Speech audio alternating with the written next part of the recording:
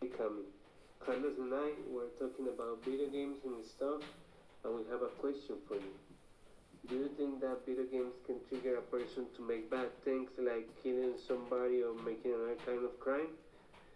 Do you think that video games can make a person act like that? In my opinion, I think that is not that way. I mean, I have played video games all my life and I have never thought of killing somebody or doing something like that. I don't know, what do you think? I think the opinions on this can be very varied.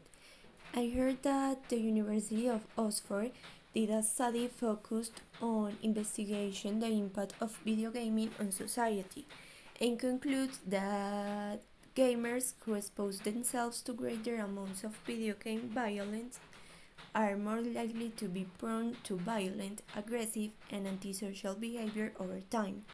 But I also heard of a survey conducted by QT called Gaming EU. It was made for 835 players of different ages and tastes about the impact that video games have on them. Most of them say that video games serve to improve their emotional well being and that playing creates strong friendships. So I think it depends a lot of the on the age of the people, but obviously the children can be more influenced, and that is why the role of the parents is essential as guide of their children. Camila, despite the fact that there are investigations related to the behavior of people and video games, I still think and agree with Julián. I think that video games are not to blame for people committing crimes or aggressive behavior.